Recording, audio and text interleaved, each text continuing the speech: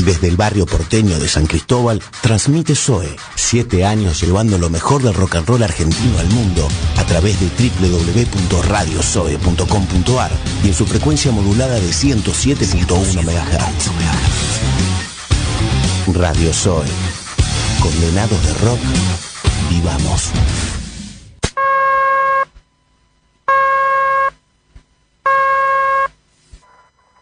Usted se ha comunicado con el Jardín de los Presentes. Por favor, deje su mensaje después de la señal. Hola, soy Villa, de Duna. Ante todo quiero saludar a toda la gente del Jardín de los Presentes y a toda su audiencia. Y de paso invitarlos este sábado 21 a las 10 de la noche en La Cigal. Voy a estar solo con la guitarra cantando algunas cosas, escapándome un poco de la grabación de nuestro nuevo disco y reencontrándome un poco con la gente que tanto extraño por no tocar por estos meses de grabación y las cosas que estamos haciendo nuevas y todo eso. Les mando un saludo muy grande y los espero este sábado en La Cigal junto a otras bandas. Yo estaré solo con la guitarra. Muchas gracias y le mando un abrazo entrañable a todos.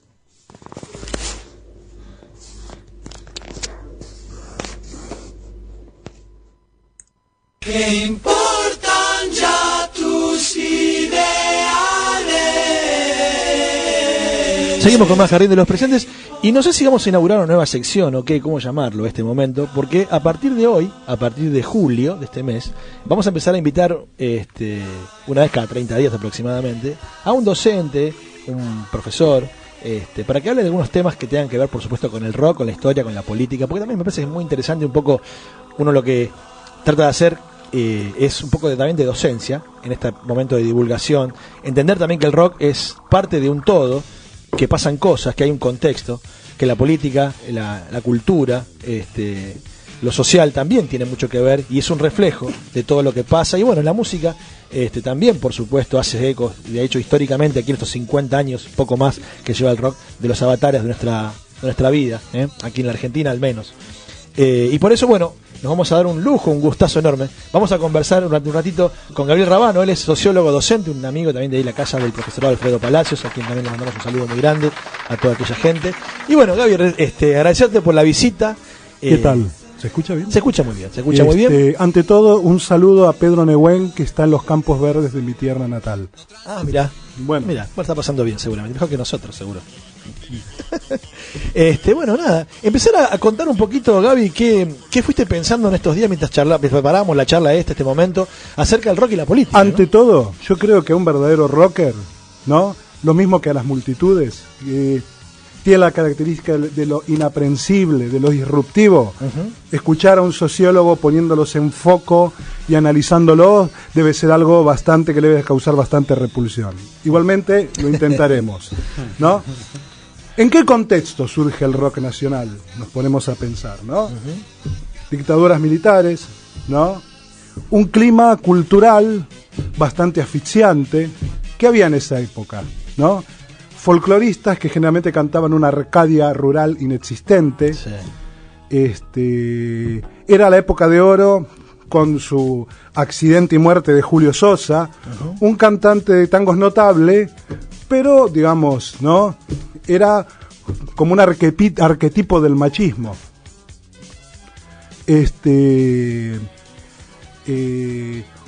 Había unos fuertes cambios sociales. En esa época se empieza a extender el psicoanálisis para soportar los cambios de conducta sexual, de pareja, de familia, que se iban avecinando a través de los avances del capitalismo, si lo podemos pensar, ¿no? Claro. Tenemos un mundo dividido en dos bloques de poder, ¿no?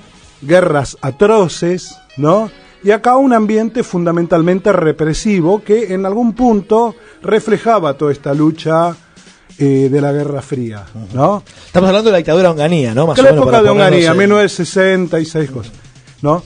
¿Qué se le ofrecía a los jóvenes generalmente, no? Había algunas manifestaciones contraculturales vinculadas al Ditela, Los Manal han tocado alguna que otra vez, pero eran lugares para exquisitos, ¿no? Para intelectuales universitarios, con teorías estructuralistas, los happenings de Mazzotta, etcétera, etcétera, ¿no?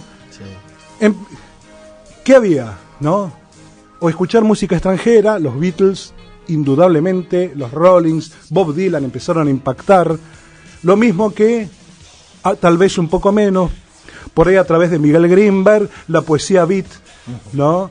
Que venía también de Allen Ginsberg, de Jack Kerouac, sí, ¿no? Toda, bueno, ¿no? Pero yo, ¿qué se le ofrecía a los jóvenes, no? Generalmente, jóvenes que eran grandes producciones de la industria discográfica, ¿no? Que cantaban valores de la familia, del pasatismo, al estilo Palito Ortega, ¿no? Que claro. También fue visto en esta película, ¿cómo se llama? Pajarito Gómez, ¿no? Que es una sátira. Bueno, eso es. De pronto surgen bandas tipo Los Gatos, ¿no? Que eran músicos, ¿no? No era o sea, músicos que habían trabajado duramente para desarrollarse en su instrumento, componer sus propias canciones, una poética que por ahí a estas alturas nos puede parecer un poco cursi, pero era una poética, todo compuesto por ellos, y empieza a surgir también, qué sé yo, para esta época empezamos a ver, qué sé yo, los primeros movimientos de Manal, claro, ¿no? Banda que demuele cualquier teoría de el rock es un reflejo del imperialismo o es extranjerizante. Empecemos porque el folclore, las guitarras, los pueblos originarios jamás lo consideran una guitarra. Para ellos el idioma español es tan imperial como el inglés, sí, ¿no? Sí. Pero bueno, tenemos un grupo como Manal que en el fondo, a través de la misma raíz afro que el tango, es el tango del siglo XX y del siglo XXI, claro, ¿no? Claro. O sea, uno jamás escucharía, se podría identificando como un tango de la Guardia Vieja que hable sobre Avellaneda y sí con Avellaneda Blues. Claro. ¿No? Una vez hablamos, disculpame Gabriela, una vez hablábamos acá con Javier Martínez, que nos vino a visitar hace un par de meses nomás, aquí este año, que bueno, que de alguna forma el gran triunfo de esos pioneros, de alguna forma es haber encontrado la forma de hacer que el rock sea encantado en castellano, ¿no? Sí. Digamos, como un gran triunfo, como el primer gran triunfo de toda esa generación pionera, ¿no? De alguna forma. Y no como un reflejo, como si fuera un western spaghetti, por decirlo algún término, claro, ¿no? Claro. Surge Almendra también, ¿no? Y un montón de otras bandas que van surgiendo de a poco, ¿no? Que tiene una característica muy local, ¿no? Y un grado poético muy elevado. Ahora bien, el vínculo entre ellos, entre los rockeros y la política, siempre fue muy conflictivo. Claro. O sea, la sociedad conservadora y la revolución los rechazaban por igual. Unos, ¿no? Por no atenerse valores conservadores, y los otros no por no atenerse cierto moralismo estalinista o cristiano que muchos de estos grupos izquierdistas procesaban. Claro. O sea, digamos, ¿no? Cuando se forma el Frente de Liberación Homosexual, ¿no? La respuesta de la FARC y los Montoneros es: no somos putos, no somos faloperos. Claro. O sea, los escasos contactos tipo Spinetta o del Guercio, que eran dos peronistas de la primera hora, con organizaciones armadas, fueron catastróficos, pues fueron expulsados por fumar porro, por ser hippies. O sea, esto refleja determinado desbole que había en la isla de Cuba, ¿no? La madre patria para la revolución latinoamericana, que fue sumamente represivo con la nueva trova, que eran los primigenios Beatles, o Bob Dylan de la isla. En los 80, primer disco solista de Emilio del Guercio se llama Pintada. Justamente, ¿no? Como un poco la alegoría y, bueno, jugar con esta idea de la militancia también, de que fue parte, por supuesto, de Emilio y tremendo disco ese, tremendo disco. Absolutamente. Bueno. También hay un tema, ¿no? Si queremos ver los vínculos entre rock y política, agarramos letras, músicas, ¿no? Yo preferiría por ahí tomar letras politizadas, que fueron pocas, ¿no? Durante las dictaduras militares en que se desarrolló gran parte del rock nacional, había que buscar un lenguaje oculto y silencioso, no directo, para hablar de determinadas cosas, ¿no? Claro. tenemos, ¿no?, letras de León Gieco que son extremadamente politizadas, o el joven Vaca Narvaja, antes de terminar siendo amante de cartón en España, ¿no?, que eran letras ya directamente proletarias, ¿no?, las primeras letras pero por ahí gran parte de la rebelión política, porque o sea, el rock no se atañe demasiado a esquemas ideológicos preformateados o el disciplinamiento del partido, ¿no? Que creo en el fondo fue un avanzado a su época el rock, porque se asemeja más a los grandes movimientos globales, disruptivos y multiformes que hay en esta época que a las estructuras partidarias cerradas y piramidales, ¿no? Claro. Pero por ejemplo, ¿no?, a mí siempre me impresionó la canción Seminare, que es una canción de amor, pero que Charly reflotó de su adolescencia, si no estoy equivocado, pero justo en la época que él la saca, o sea, las letras de Charly todas en el proceso, aunque no fueran directas, tienen algún sentido político. Uno completamente pensó. Seminare, cuando Charly García empieza en Seminare, el proceso había empezado a hacer en la rural una serie de exposiciones para captar a la juventud fácilmente idiotizable, ¿no? Sí. ¿No? Con el tema de las camperas inflables, ¿te acordás de esa época, no? Uh-huh. Y de las motos, ¿no? Había una exposición que se llama Las motos en el paraíso, qué sé yo. Charly García hace una canción devolviéndole a la dictadura valores afectivos y anticonsumistas, claro, y sexuales, por decir un término, contra todo eso que quería vender el proceso, ¿no? Uh-huh. Lo mismo, una vez me dio mucha risa que ese encuentro con el diablo, ¿no? Sí. O sea, perversamente Arguindegui busca y llama a referentes de la juventud a una reunión para que digan lo que necesitan los jóvenes hoy. Claro. Charly realmente no lo podía creer, estaban chupando gente, jóvenes morían a raudales, pero bueno, Arguindegui los cita, ¿no? Sí. Entonces dice la canción que no lo podía creer que lo citara el diablo en persona. Claro. O sea, es muy interesante por ahí los análisis del rock. No lo he leído todavía, pero mi amigo Gustavo Verdecio, uruguayo, ha sacado hace poco un libro muy interesante sobre el rock, no que pude pispear nomás, ya lo compraré y ya lo leeré. Uh-huh. Pero para recomendaciones, ¿no? Es un antropólogo uruguayo radicado en USA, muy interesante. Bueno, por ahí es más interesante que buscar dónde está la política, sino cómo la capacidad de reflejar una situación social, ¿no?, que tiene el rock, más que buscar directamente letras extremadamente politizadas. Claro. Para eso Charly es un mago, por ejemplo, ¿no? O sea, la atmósfera subjetiva durante el menemato, ¿no?, está contenida en la canción Piano Bar, si la escuchás. O sea, me haces un pie, Gaby. ¿Qué pensás, por ejemplo, de esto que estás contando? Es interesante, ¿no?, por el menemato en el Piano Bar, pero también su cercanía justamente a Carlos Saúl, ¿no? ¿Cómo viste esa parte? ¿Qué te pareció? ¿Por qué él estaba tan cercano, se sentía tan amigo de Menem? Creo que Menem era extremadamente seductor en una época de individualismo extremo, de confusión. Había caído el muro de Berlín hace poco. Uh-huh.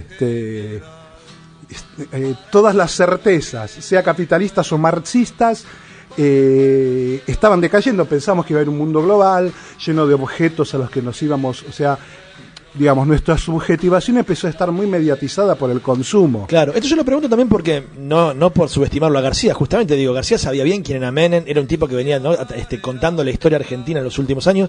De hecho, coincido, y como también coincide nuestro gran padrino Alfredo Rosso, que García es quien mejor ha retratado y retrata la historia argentina en sus canciones. Sí. Por eso te lo preguntaba también, no es inocente, ¿no? Digamos, a ver, la cercanía, yo creo que Charly nunca tuvo, o sea, sus acercamientos a la política concreta en los 70 siempre fueron catastróficos. Estuvo cantando con el Frejuli, pero después la derecha peronista fue tremendamente duro con él en la última época de Sui Generis, que son canciones realmente. Eso es alucinante porque hay empieza a crearse toda una cultura de decir a través del silencio. ¿Entendés? O sea, no decir directamente. Ya sea en la novela como Respiración Artificial de Piglia, que sabes que desaparece un tipo pero nunca es mencionado directamente, como la gran mayoría de las letras de Charly, la canción de Alicia, su vinculación con la política siempre fue bastante confusa. Aparte, bueno, Charlie en esa época vivió una época bastante de menematizarse. Todos estamos medio menematizados en esa época, ¿no? Noche, lo casual, pensar poco y sí, también es interesante individualismo eso, y pensar consumo. también que, bueno, nada, que Charlie también es un ciudadano más Sí, de esta Argentina obvio. que vivimos los 90. Y bueno, no solo fue el único ejemplo, aparte, Carlos se rodeó de deportistas, de todo tipo, siempre estaba haciendo actos. Aparte, luego de la catástrofe final de la hiperinflación, aparecía hasta cierto punto como un salvador, no lo olvidemos, ¿no? Yo lo voté la primera vez pensando que venía alguna fuerza ciega y bárbara desde las Pampas y así terminamos, ¿no? Estamos escuchando a Gabriel Rabano, sociólogo, docente. Vamos a escuchar una canción y vamos a escuchar, por supuesto, a quien, como decíamos recién, retrató como nadie y sigue retratando esta Argentina. Charly García, yendo de la cama al living en el Jardín de los Presentes. El Jardín de los Presentes, un programa pensado para hablar de la cultura rock. Jueves de 21 a 23 por www.radiosoe.com.ar.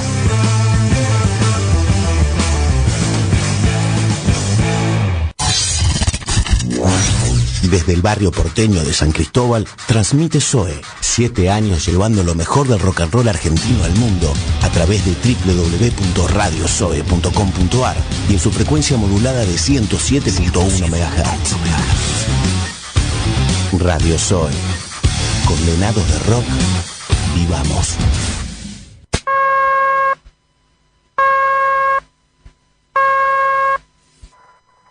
Usted se ha comunicado con el Jardín de los Presentes. Por favor, deje su mensaje después de la señal. Amigos de SOE y del Jardín de los Presentes, acá les habla Harry de la Chatarra Espacial. Los quiero invitar a todos este viernes a las 21 horas a La Tangente, donde vamos a estar presentando nuestro segundo disco que acaba de salir. Se llama Batalla del Tiempo, ya está en YouTube, pronto ya va a estar en todas las plataformas para que lo puedan escuchar. Y lo estamos presentando a las 21 horas en La Tangente, esto es Honduras y Godoy Cruz. Esperamos verlos a todos allí. Un saludo enorme de parte de toda la banda para Marian y el equipo de El Jardín de los Presentes. Nos vemos entonces el viernes, amigos, a las 21 horas en La Tangente presentamos nuestro segundo disco, Batalla del Tiempo. Un abrazo enorme. La mano viene muy difícil, pero el rock no se detiene. Acorralado. Sábado 21 de julio, la bella época en el Marquí, junto a Océano Eléctrico. El esperado. Sábado 21 de julio, la bella época en el Marquí. Reflejó la botella. Que tus sueños no se detengan jamás.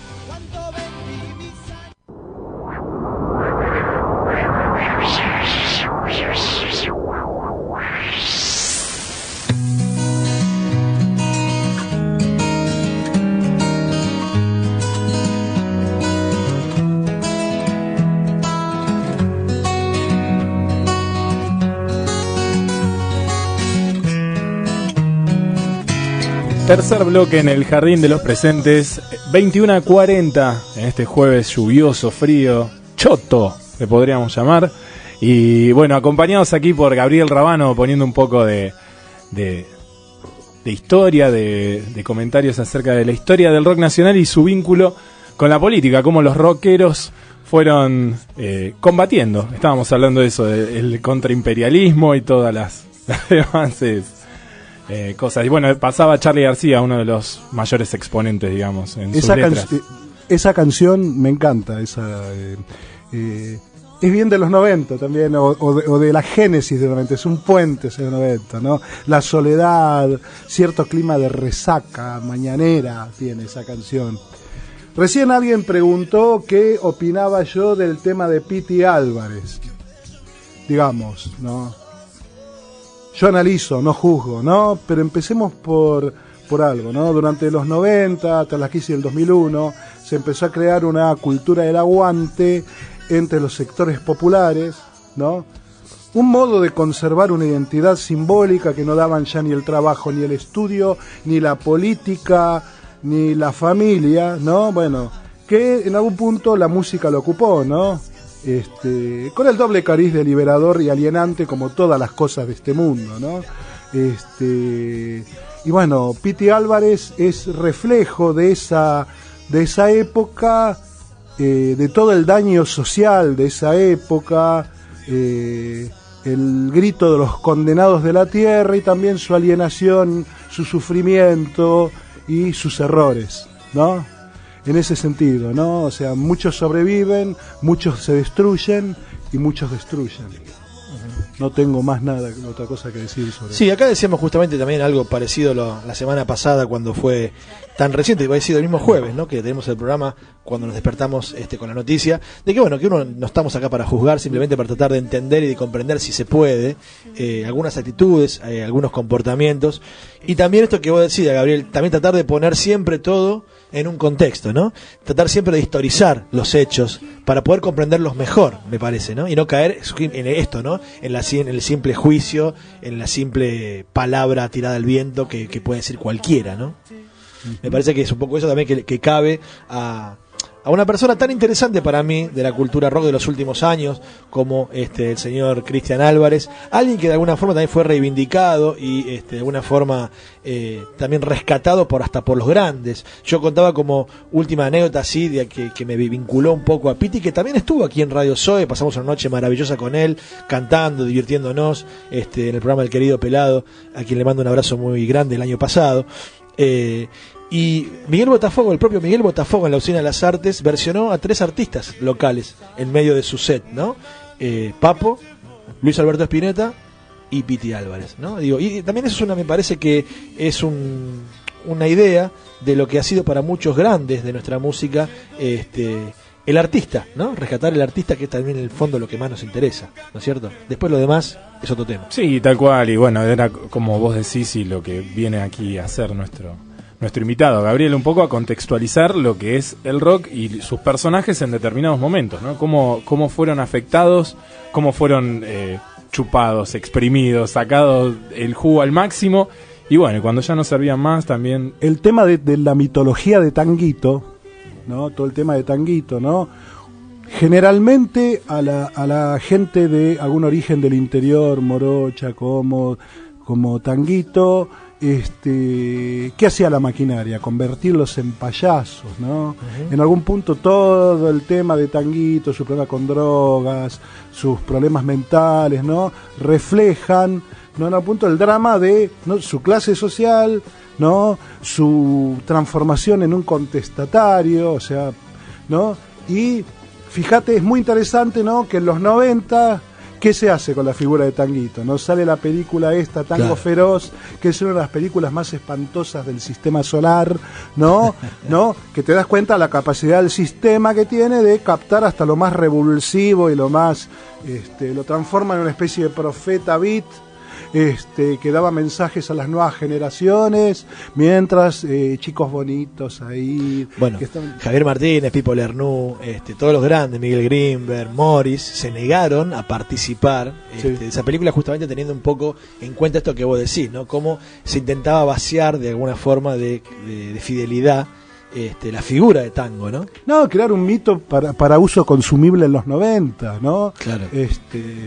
Tal vez hubiera sido más lindo una película que exprese su drama, tal más cual. Que mostrarle un tipo que decía grandes frases cada 5 segundos. Bueno, ¿no? para los jóvenes entonces nos quedaba Cecilio Dopazo bailando en pelotas, ¿no? Sí. Como, digamos, maravillosa, por supuesto, Cecilio Dopazo, un beso muy grande para vos, pero, digamos, nos quedaba eso, no había otra cosa, ¿no? Como estaba vaciada la cuestión, ¿no? Claro. O sea, el rock, una cosa que tiene esa cosa sexual del lamento negro, ¿no? Y cómo no iba a ser así, cómo uno no iba a parecer disruptivo, ¿no? Las formas de plantear de sexualidades igualitarias que tenían por ahí las letras de Charlie, relación, o sea, veníamos ¿cuál era nuestra aproximación a la sexualidad durante el proceso? Ver las películas de Porcelio Olmedo, venía una mujer en lencería, claro, y proferían,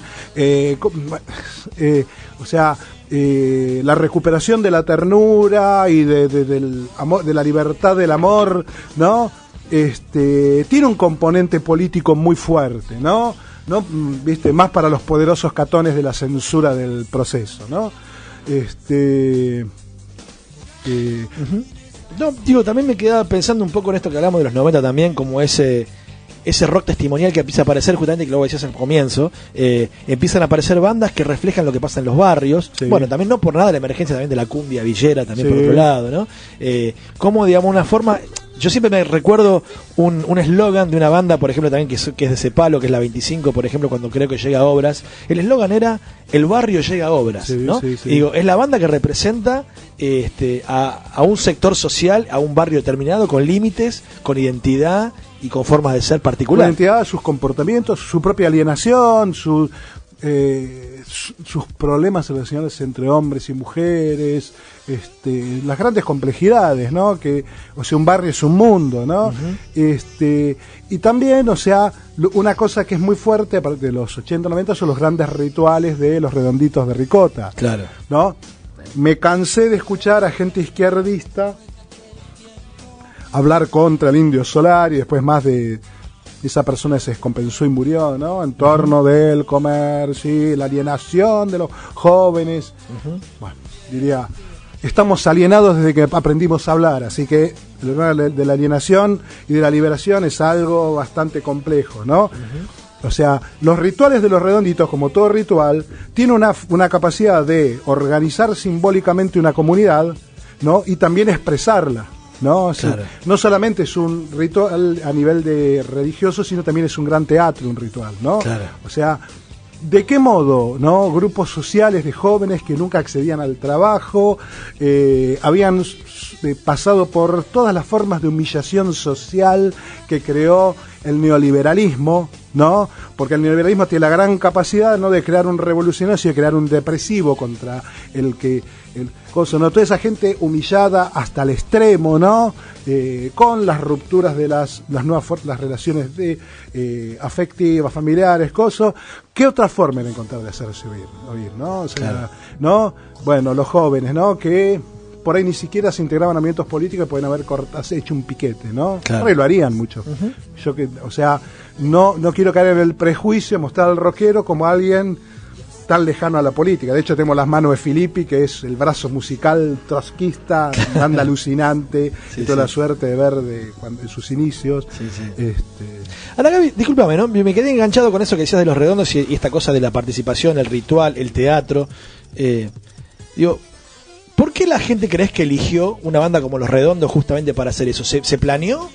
¿Es la banda? ¿Es la gente? ¿Es mutuo? a ver, los redondos siempre tuvieron sus escritores, sus artistas, lo que hacían performance, siempre fue un espectáculo multisensorial, artístico muy complejo, no es solamente la música que hacen. La música que hacen ellos es extremadamente compleja, las letras son extremadamente complejas, al revés, te cultivan intelectualmente porque uno a veces se aburre de encontrar frases de Aristóteles, de cosas, Claro. no es un tipo de banda que diga, bueno, le damos pan al circo. Son letras complejas que hay que trabajar mucho, un alto nivel poético y una tremenda carga política. Yo siempre digo que a mí Los Redondos me enseñaron a pensar, ¿Sí? ¿no? Sí. Siendo pibe, me enseñaron a pensar justamente por eso. ¿Quién es Mao? El regreso de Mao. Sí. ¿Quién es Mao? ¿No? Y uno ahí buscaba lo que tenía a mano, ¿no? Y tantos personajes que se fueron colando en la poesía de Solari y bueno, y ahora de Sky también, por supuesto, por su lado. Pero digo, eso también lo tomo yo como algo que realmente siento que me pasó en carne propia, con 16, 17 años, empezar a pensar más allá de una canción que te resuena. Los personajes, las frases, ¿no? Que te vinculan con algo. Sí, es una banda que tiene las letras tienen mucho respeto para el que lo escucha. O sea, lo hace sujeto de la cultura, no objeto de la cultura, digamos, ¿no? Para dar un término, ¿no? Yo me acuerdo, ¿cómo se llama? No subestiman al público, Palo, digamos. ¿cómo se llama ¿Palo Pandolfo? Palo Pandolfo, él decía, creo que era él, ¿no? Que decía que él, justo cuando estaba componiendo, justo estaba leyendo La montaña mágica de Thomas Mann, creo que se estaba leyendo, ¿no? Y decidió usar una parte porque él lo que quería, además, o sea, que no fuera solamente una cosa pasiva de escuchar música, sacarnos la neura y evadirnos, ¿no? Sino que ayudar a pensar, a cambiar los patrones estéticos, el lenguaje, o sea, lo que se busca, o sea, trascender a un ser humano, ¿no? Por eso tiene esas características tan de ritual. Los Redondos no es solamente, o sea, ¿quién estaba? Enrique Sims, Claro. con sus textos, la ricotera que hacía striptease y repartía bocaditos Monona, de ricot, sí, todas sí, esas Doce, bueno, era Mufercho, todo una gente tenía psíquica. su ingeniera psíquica, ¿no? Claro, exactamente. Entonces era un espectáculo multisensorial, bien de un ritual expresivo, ¿no? Y donde la gente empezó a decir ir a ver a los Redondos era ir a misa, ¿no? Y todavía hoy, cuando ahora sale un nuevo disco del Indio Solar y la gente se pregunta por las redes, ¿y habrá misa para acompañar ese disco? Se habla de la misa como ritual, justamente, ¿no? Sí, digamos, ¿no? Es una religión en contra, en todo caso, ¿no? Sí, no, seguro. Pero el Pero término, bueno, ¿no? El o sea, término de en hablar de esos misa términos he escuchado mucho a los Redonditos, ya, ¿no? Y siempre me parecieron geniales, ¿no? O sea, el grado de profundidad de sus letras son pocas veces comparables, ¿no? ¿Qué opinas del concepto de cultura rock? ¿Qué te parece? Digamos, no, existe una cultura rock, pero como todo está atravesado por clases sociales, ¿no? Siempre hay impronta de clase en la música que escuchás, ¿no? Generalmente, ¿no? Claro. Por ahí vos no, que escuchás de todo, ¿no? Pero hay yo una cosa que siempre me asombré diciendo, digamos, perdón por lo que voy a decir, ¿no? Pero siempre una banda que me causó muchos problemas y ganas de tirar el grabador por la ventana fue Banana y César Banana. Ajá. Bueno, se volvió popular en los 80, en fines de los 80, 90, él como solista, pero la banda Banana era una banda hipercheta sí. que tocaba por la zona norte. ¿No estaba Lerner también ahí? No, creo que no. Va, qué sé yo. Bueno. Por ahí se merecería ver esto. No quiero... Bueno, ponele. Pero bueno, o ponele un tema que el lugar lo conozco mucho, ¿no? La banda Turf, que se dedicó siempre a tocar en los shoppings, ¿no? En sus orígenes, ¿no? O sea, claro. ¿Quién puede tocar rock en los shoppings? Eso es la posmodernidad al palo. Che, digamos. ¿y no te parece, Gaby, que puede ser también como conquistar lugares? No lo ves así.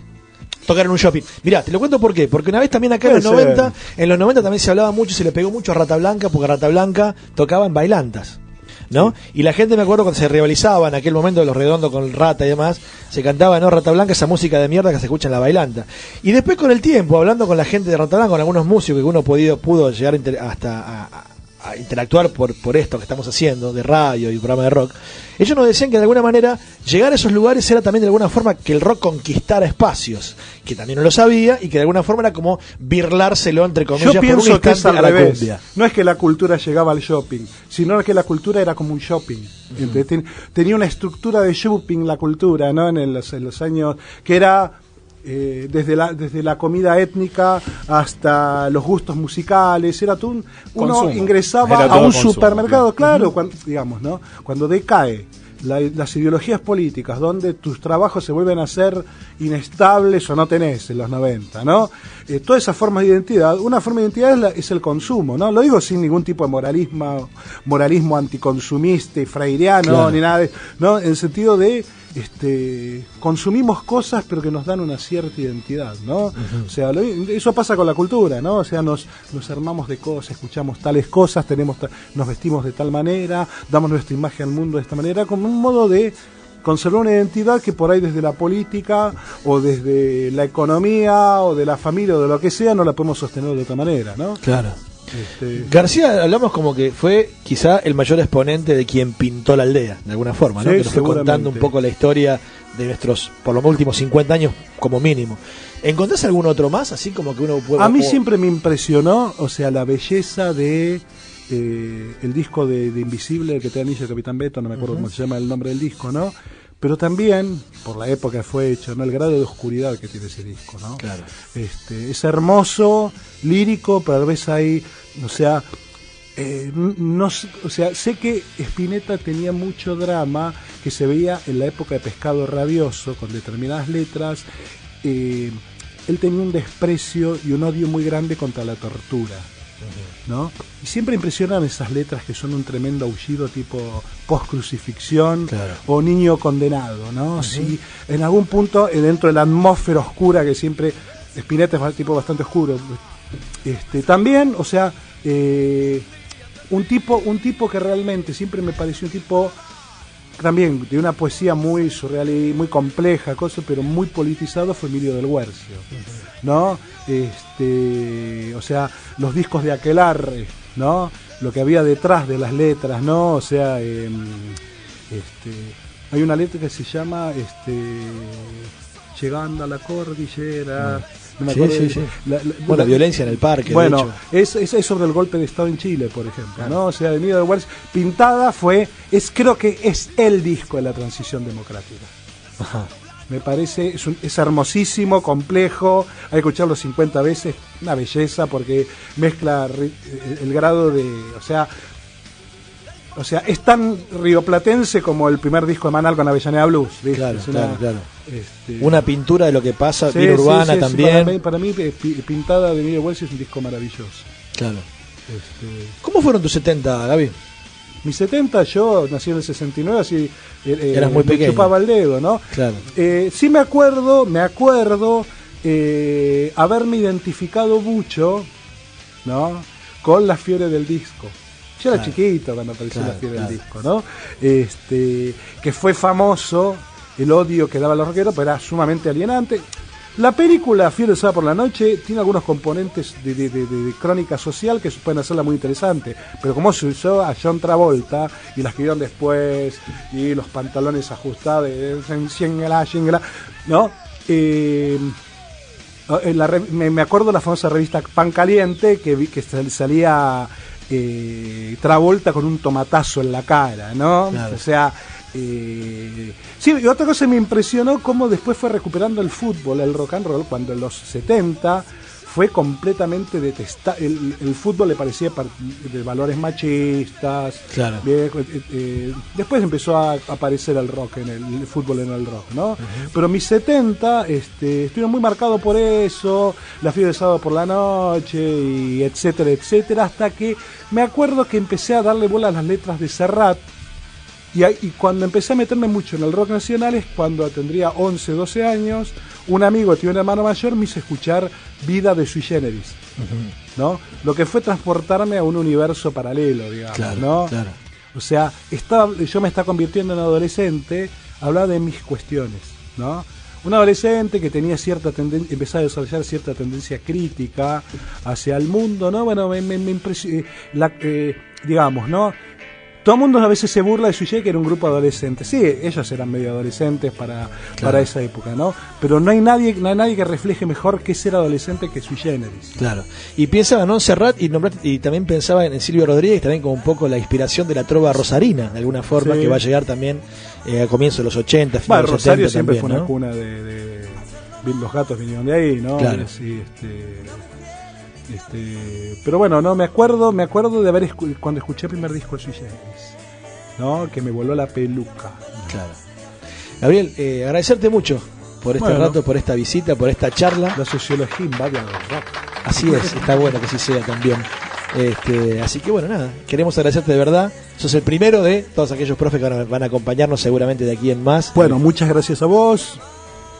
Y bueno, sigamos escuchando rock hasta que venga el Armagedón.